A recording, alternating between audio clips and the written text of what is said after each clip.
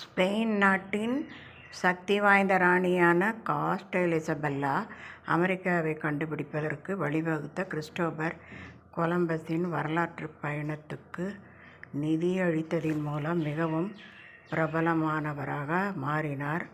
இன்றைக்கு அவரது செல்வம் சுமார் 5 பில்லியன் அமெரிக்க டாலர்கள் என மதிப்பிடப்பட்டுள்ளது.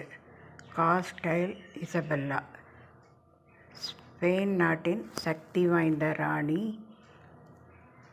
அமெரிக்காவைக் கண்டு பிடிப்பதற்கு வழிவகுத்த கிறிஸ்டோபர் கொலம்பஸின் வரலாற்றுப் பயணத்திற்கு